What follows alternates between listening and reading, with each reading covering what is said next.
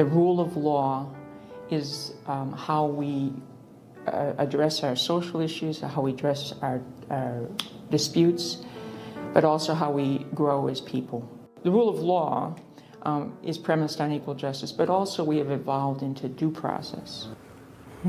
Interesting. I love when they talk about the rule of law and due process without following it, John. Exactly. That's exactly what Judge Hannah Dugan will be facing, though, as she reportedly escorted an illegal migrant out of her courtroom after finding out immigration authorities were seeking his arrest. Get this, folks. In fact, the agents had to chase after the man, eventually arresting him outside the courthouse. For more, let's welcome in former DEA country attaché and president of the celebrity consulting group Wes Tabor, along with former senior advisor to DHS and retired Air Force Lieutenant Colonel Berney Flowers. Good morning, gents.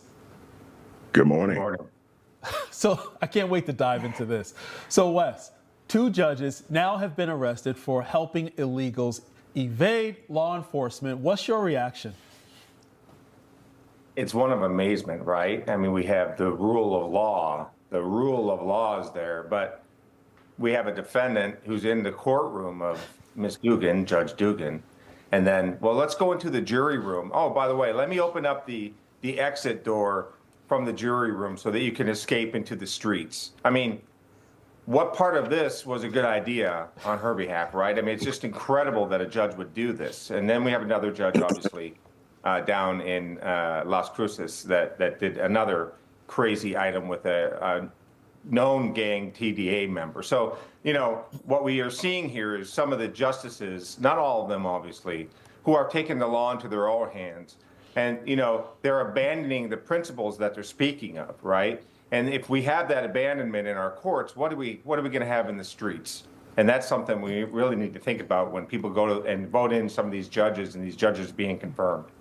You worked for the DEA. Maybe we need to start drug testing these judges. Ooh, good one, John. It's the only thing that can really explain what's going on, because it's insanity. But Colonel, Judge Dugan didn't just ignore ICE. That's the problem. She allegedly helped someone flee. So as a former DHS advisor, how dangerous is it when the judiciary actually actively starts taking sides against federal law enforcement officials?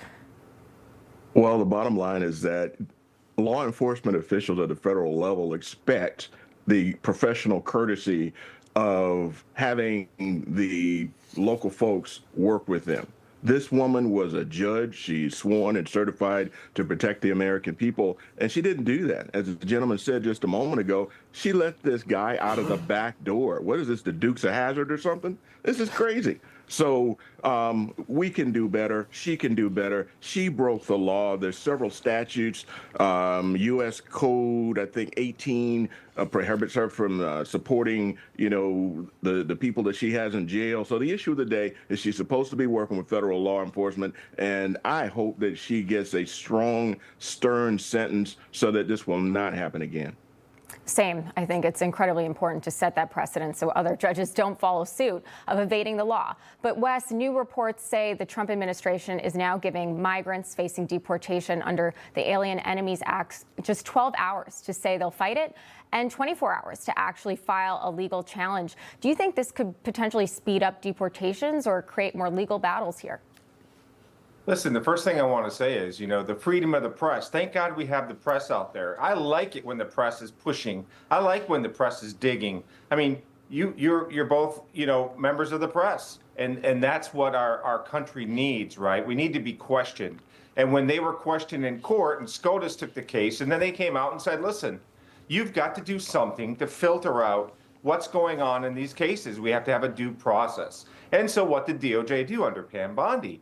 And also the leadership of President Trump. They said, listen, we're going to do an expeditious 12-hour request here so that you can go, you can request under a 12-hour period for your hearings, for your plea, for your habeas corpus and so forth. And I love it. It's a great thing. But, you know, listen, we have millions of illegal immigrants in this country, hundreds of thousands and hundreds of thousands of criminals in this country. We can't deport all of them, obviously, in just a 3 or 4 or 5 year period. This is a very long, lengthy process. And you know, listen, as we go through this, the steps aren't easy ones, right? We're lighting the path as we go along. You know, the Alien Enemies Act hasn't been used for how many years, right? So now, as we go forward, society's changed, laws changed, SCOTUS members have changed, and they're adapting to it. And it's a good thing. I don't see a problem with this whatsoever. The administration's doing the right thing. It's going to slow things up a little bit, but you know what? That's okay, because what it's showing is due process to the world. We're responding to SCOTUS. That's what Trump can say. We're making all of this available so the citizenry of the country can say, you know what? They're doing the right thing. You're always going to have people on both sides. They're not doing the right thing. They are doing the right thing, right? And it's a political tug of war. But in the end, I think the Trump administration is doing the right thing.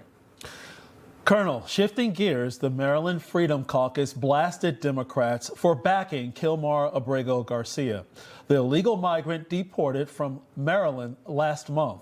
The group strongly condemned any calls for his return. But of course, we still see Democrats supporting Garcia. Let's listen to AOC at the Fighting Oligarchy last month. We also demand the return of Kilmar Abrego Garcia in El Salvador. And we tell President Bukele, if we believe in democracy, he must be returned. It is criminal that he is being held abroad. Well, the Democrats are taking their defense of the alleged MS-13 gang member on tour. What's your reaction, Colonel? How that woman got elected to Congress and I didn't, I will never know. Yeah. And I'm embarrassed to be a Maryland resident. The fact that this guy is, you know, being protected by Maryland politicians like Chris Van Hollen and the rest of these characters, and they're going down to El Salvador, El Salvador, where they're not necessarily welcomed by the president down there. It's just ridiculous, and it's a waste of taxpayer money, and it's just a stunt to thwart the legal things that the president is doing on our behalf. It's just terrible. And again, you notice how AOC rolls her R's to sound more authentic. It's absolutely ridiculous. Yes. Well, there are a lot of crabs in Maryland, and I'm not talking about the crabs that we eat. Thanks, West Tabor, Colonel Berney Sanders. I'm sorry, Bernie Bernie Flowers. Flowers. You're thinking AOC. See, I get it all the time. These Democrats are on my mind. Yes. Thanks so I tell much you. for joining us. Great to see you. Thank you for having us. You got it.